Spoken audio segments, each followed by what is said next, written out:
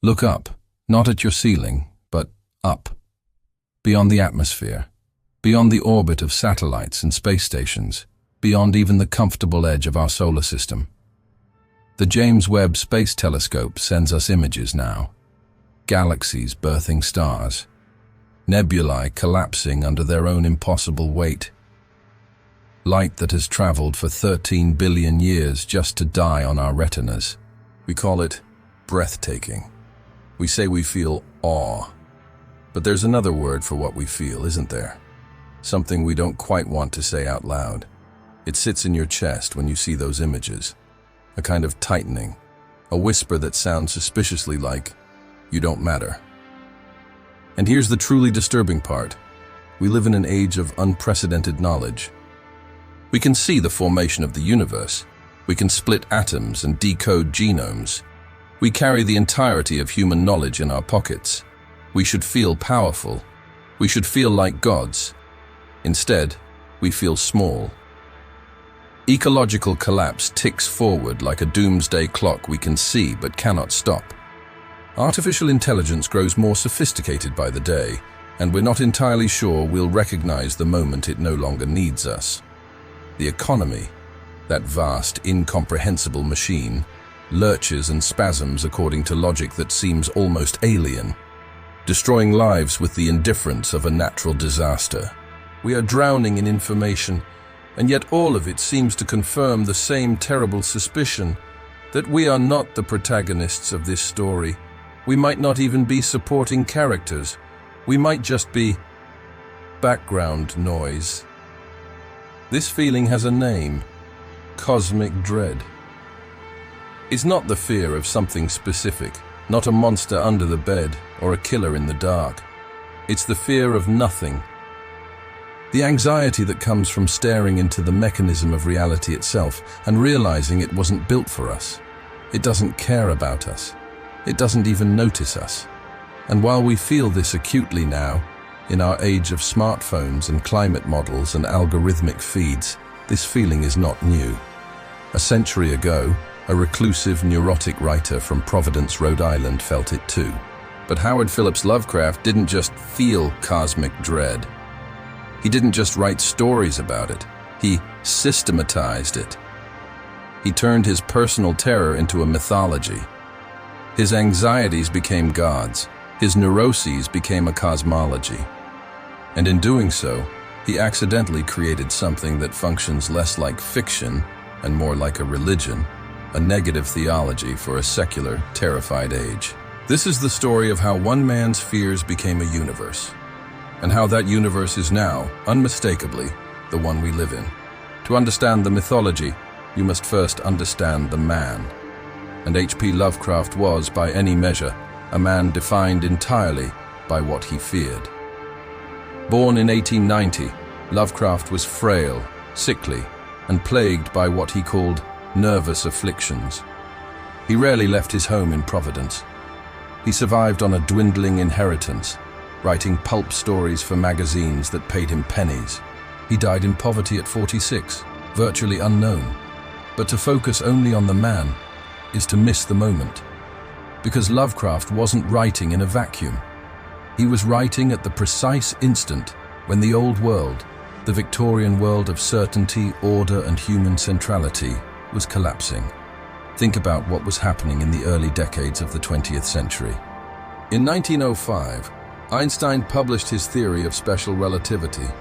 Time and space were not fixed. They warped, they bent. The universe was not the predictable Newtonian clockwork that had comforted humanity for centuries. It was stranger, weirder, fundamentally alien to human intuition. In 1929, Edwin Hubble discovered that the universe was expanding. We weren't just displaced from the center of the solar system as Copernicus had shown, or even the center of our galaxy. We were on a small planet, orbiting an unremarkable star, in one galaxy among billions, in a universe that was racing away from itself into an ever colder, ever darker infinity. The cosmos had become hostile through sheer indifference. And then there was the blood. World War I had just introduced industrial-scale slaughter to human civilization. Millions died in trenches, gassed and shelled by machines. The promise of progress, that science and rationality would lead to a better world, had been revealed as a sick joke. Progress had given us only more efficient ways to annihilate each other. The old gods were dying, the new ones were monstrous, and Lovecraft felt all of this personally, viscerally, in his bones. His most famous creation, Cthulhu, a cosmic entity sleeping beneath the Pacific Ocean, wasn't just a monster. It was an externalization of his thalassophobia, his terror of the ocean's depths. That lightless, crushing pressure. The idea that something ancient and massive could be down there, utterly indifferent to the thin-skinned apes building cities on the surface. His notorious xenophobia and racism, and we cannot ignore this, bled into his work in the most disturbing ways. His fear of the other, of immigrants, of anyone not from his narrow, white, Anglo-Saxon world, became the degenerate cultists in his stories, the mongrel hordes who worshipped the old ones. His personal prejudices were transmuted into cosmic horror, and that is part of why his work is so unsettling. The rot was always there, in the foundation. But here's what makes Lovecraft more than just a bigot with a typewriter. He took those fears, both the universal and the personal, and abstracted them. His horror was never just about foreigners or the ocean or even death. It was about something deeper. It was about the terror of a universe that had outgrown humanity. His stories are filled with scientists and scholars who uncover ancient texts, who dig too deep into the earth or gaze too long into the stars. And what they find is not evil, not in any way we understand it. What they find is truth. And that truth is this: humanity is a recent accident in a very old, very strange cosmos. We are not special. We are not chosen. We are not even particularly interesting. And once you know this, once you truly grasp it, you cannot unknow it. Madness in Lovecraft's world is not a failure of the mind. It is the mind succeeding too well. It is the moment when human consciousness, built for survival on the African savanna, comes face to face with the reality of deep time, of alien intelligence, of a cosmos utterly indifferent to meaning. Lovecraft wasn't just writing horror stories. He was writing scripture for a new kind of faith, a faith built on the certainty of our own insignificance. Let's be precise about what Lovecraft actually invented, because it wasn't Cthulhu. Monsters are ancient. Gothic castles and vampires, werewolves and ghosts. These have been with us for centuries. Lovecraft's true innovation was philosophical. He called it Cosmicism. And it is the single most important concept to understand if you want to grasp why his work endures, why it has metastasized through popular culture, why it feels more relevant now than it did even in his own lifetime. Cosmicism is the doctrine of cosmic indifference. Traditional horror is anthropocentric. Dracula wants your blood. Frankenstein's monster seeks revenge. The slasher in the mask is driven by human rage or madness. These are threats to humanity, but they exist in a fundamentally human universe. A universe where we matter enough to be targeted, where evil is personal. Lovecraft obliterated that framework. In a Lovecraft story, the gods, if we can even call them that, are not evil. They are not good. They are not even aware of us in any meaningful sense. Cthulhu does not hate humanity. Azathoth, the blind idiot god at the center of infinity, does not scheme against us. They simply are, vast, ancient, powerful, and utterly, utterly indifferent. We are to them what bacteria are to us. No, less than that. At least we study bacteria. We are not even an interesting curiosity. We are nothing. And this is why his prose works the way it does. Go back and read any Lovecraft story. You'll notice something immediately. The sheer number of words like indescribable, ineffable, blasphemous geometry, non-Euclidean angles. unnameable. Critics have mocked this as lazy writing. They're wrong. It's a weapon. Lovecraft is not trying to describe the monster. He is trying to simulate the experience of seeing something your mind cannot process. He is forcing your imagination to do the work, and then to fail at that work. The horror is not in the tentacles or the scales.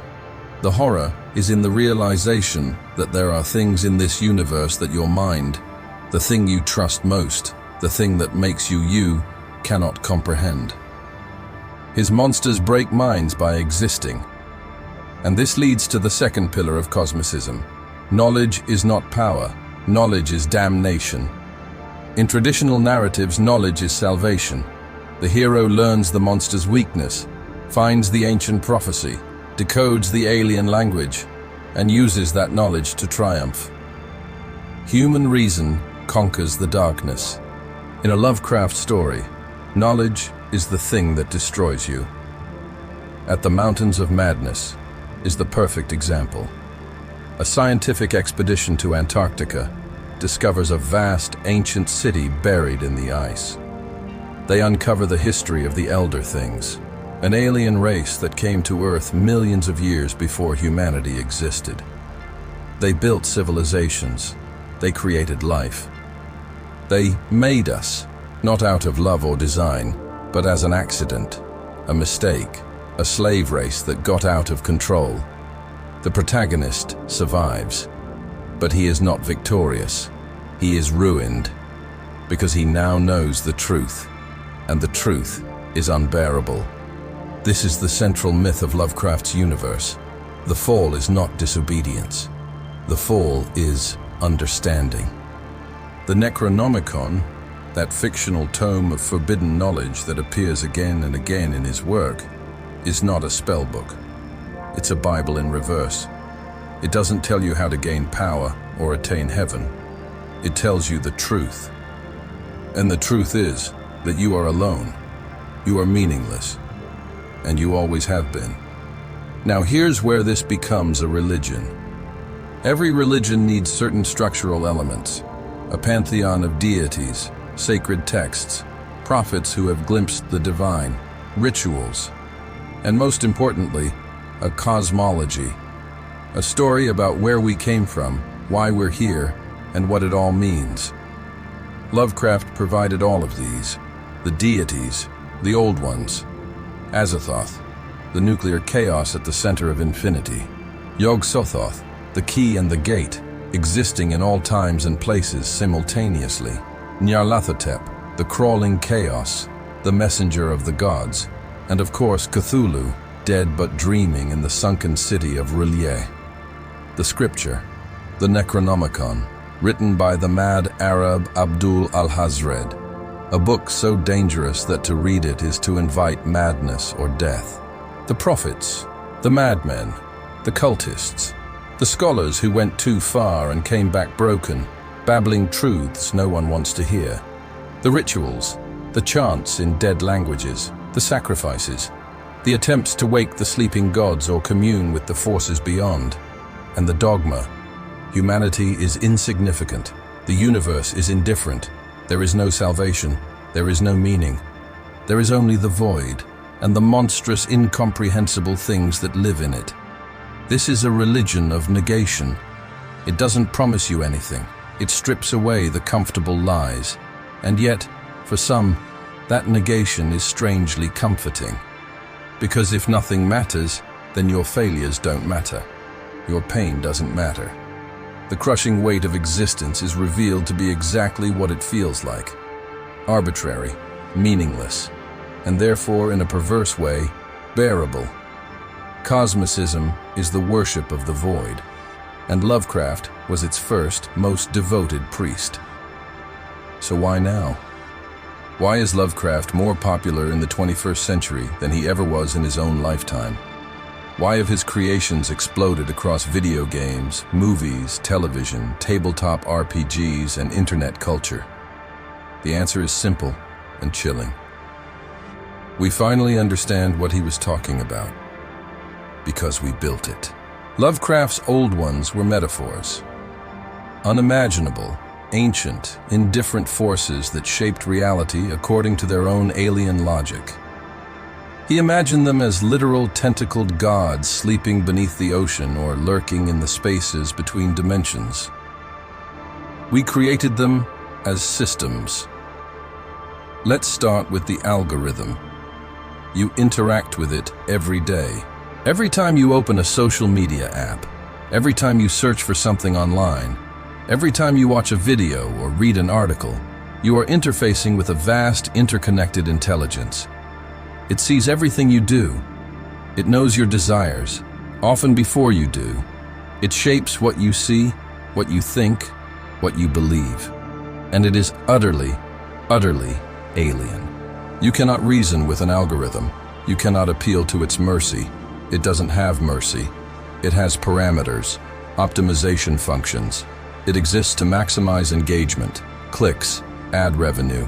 It will show you whatever keeps you scrolling, whether that's cute animals or conspiracy theories or rage-inducing political content. It doesn't care about truth. It doesn't care about your mental health. It doesn't care about democracy or meaning or beauty. It cares about the metric it was designed to optimize.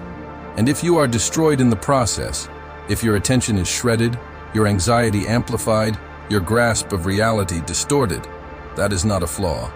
That is just a side effect. The algorithm is Yog Sothoth, the key and the gate.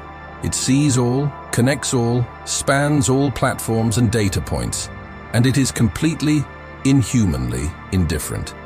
Then there's artificial intelligence. We are actively, deliberately trying to build a non-human intelligence, not just a tool, but an agent, something that can think, learn, adapt, and potentially surpass us. And the fear, the real fear, is not that it will be evil. We can fight evil. We understand evil.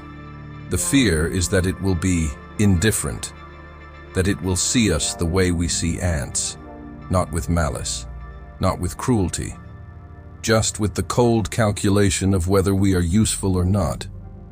And if we're not, if we're simply in the way of whatever goal it's optimizing for, then we are not enemies.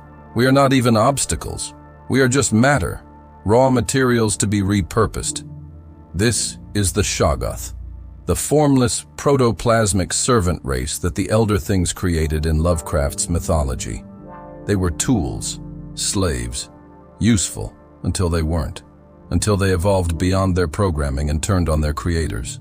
We are building our own Shoggoths, and we are doing it with the same hubris that Lovecraft's doomed scientists always display.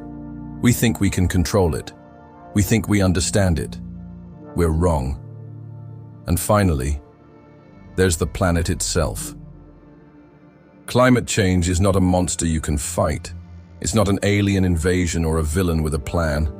It is a vast, complex system, atmospheric chemistry, ocean currents, feedback loops, tipping points. We poked it. We pumped billions of tons of carbon into the atmosphere. And now it's responding, not with anger, not with intention, just with physics. Glaciers melt, sea levels rise, weather becomes more extreme, ecosystems collapse. And we can see it happening. We have the data, we have the models, we have the knowledge, and we are helpless. Because the system is too big, too distributed, too entangled with every aspect of our civilization. We cannot simply turn it off. We built a global economy on fossil fuels, and now that economy is a runaway train. We are passengers who suddenly realize no one's driving. Or worse, that the thing driving is not a person at all, but an impersonal, inhuman process that cares nothing for our survival. This is Cthulhu, the vast, ancient thing we disturbed. It slept for eons beneath the ocean, and we woke it up. And now it rises, slowly, inevitably. And all our guns and bombs and technology are useless against it, because it is not a thing you can shoot. It is a system, a process, a truth we cannot reason with. Look at us. Look at what we've become. We are the cultists now.